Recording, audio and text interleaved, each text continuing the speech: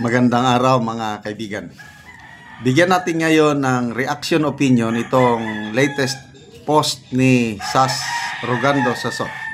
Title: I would rather endure humiliation than compromise my sources. Tungkol ito sa cyber libel case na isinampa ni Commodore J. Tariela laban sa kanya. So, yung sources ni SAS, yung mga inireveal niya tungkol kay J. Tariela,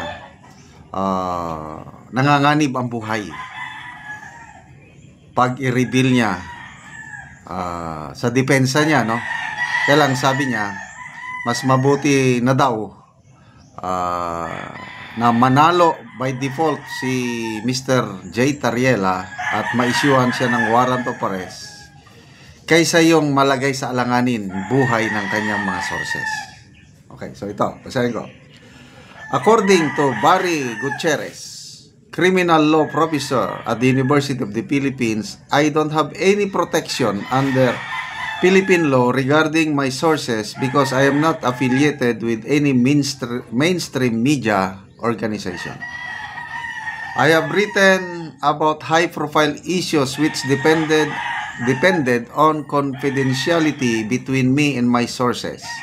Some of the high-profile issues are, ayan, inisa-isa niya. So, marami tayong nalaman na mga sekreto na hindi nabubulgar, kaya lang nabulgar dahil may mga informants na nagtitiwala kay SAS. So, binigay nila, ibig sabihin, mataas ang credibility ni SAS, kaya nakakakuha siya ng information. So, tayo naman, na-aware tayo. To, number 1, Love the Philippines video fiasco. Siya ang nagbulgar nito eh. Oh, so as a result sa kanyang expose, nakasave tayo taxes, 50 million pesos dahil hindi na natuloy yung kontrata dahil ano lang pala eh, kinopya lang sa ibang mga bansa. Oh, yun, Love the Philippines video fiasco. Next, yung US Army Anti-Sinovac Information Campaign during the pandemic. Siya rin nagbulgar niyan. Na ang US Defense talagang nagpakalat ng disinformation para tayong mga publiko matakot nga magpa-injection ng Sinovac. Ako, natakot kami. Yung pamilya ko, ayaw namin ng Sinovac dahil sa disinformation na sinagawa ng na later on inamin ng US Defense official. Okay, yung Tariela issue. Yung tumanggap daw siya ng ilang bag pa o kwarta galing sa residence ni Speaker Martin Romualdez. Ito, the Tariela issue. My sources about him came from the Philippine Coast Guard, who gave the information in the spirit of their personalities being held confidential. So, kaysa yung i-reveal ni SAS, yung pagkakakinlanlan ng Coast Guard personnel, mas gusto na lang niyang maaresto. Ma-issuehan siya ng warrant of arrest. Basta gusto niyang proteksyonan ang kanyang mga sources sa Philippine Coast Guard. Okada bribery issue of Martin Romualdez. The details of the case as well as background issues about it came from various sources who gave it to me with a promise I kept about their names being confidential. Next, the Torre lie about not digging holes in Jose Maria College Foundation. Wala daw, walang hinuhukay. Mamaya, may lumabas na picture ba o video? Pinalabas ni SAS. Saan galing yun?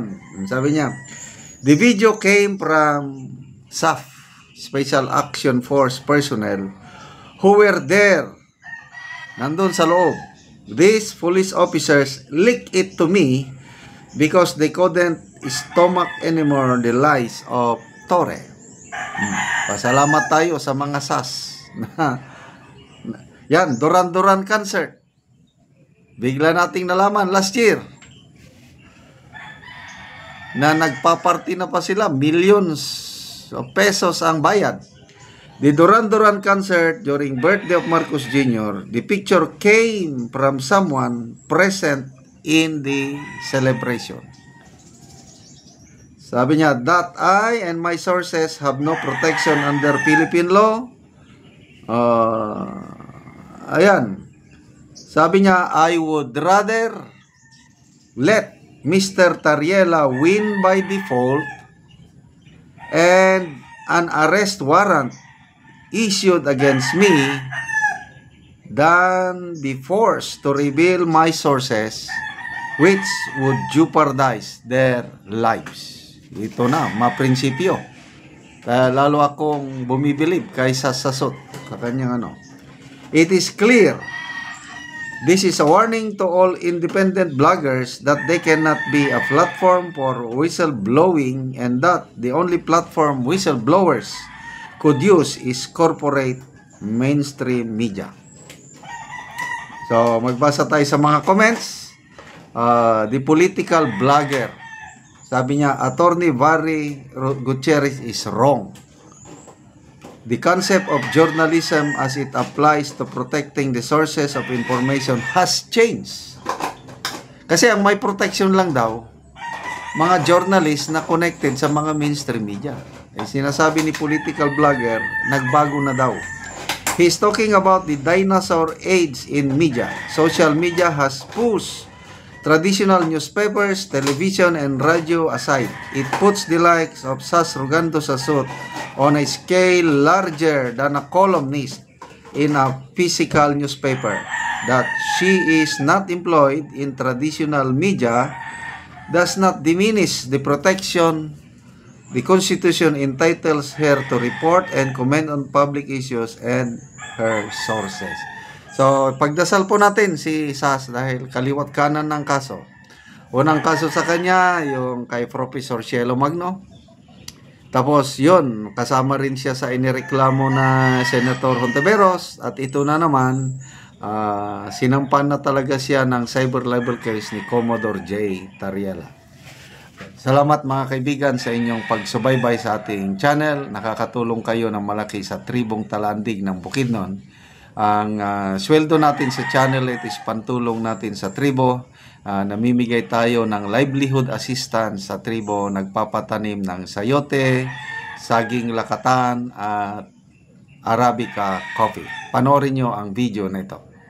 Nag-aaral ako sa area ni Boboy og ako siyang bisitahon. Ug mauna ni ang kape nga iyang gitanom. Nindot gid kayo nga mga sidling. Mayong buntag diya. Ay, mayong buntag pod. Mananom tag kape. So puro dan og iti ang imix. Puro dan. Kung butang imix sa iti.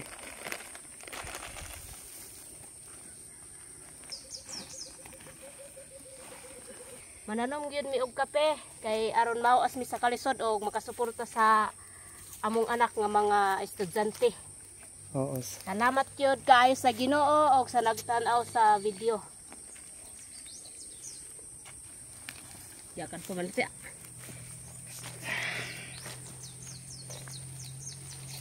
Kani mo na ni akong trabaho. Maglampas, maghinno ni abangag dalatanom.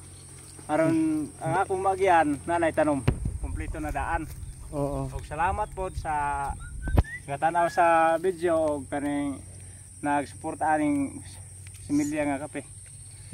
Na makatanom na gyud mi nga naami makasuporta sa mga bata nga aron pag-inspirayan sa pag-eskwela. Karon daghan-daghan gyud ang ilang natanom nga kape. Pila din ni kapunuan ninyong kape? 350 ang among natanom og amo pa ning dugangan aron sa pagsuporta sa among anak sa ilang pag-eskwela. Oo. So luag na gyud kaayo ang ilang natamnan og kape. So mao na ni ang ilang area.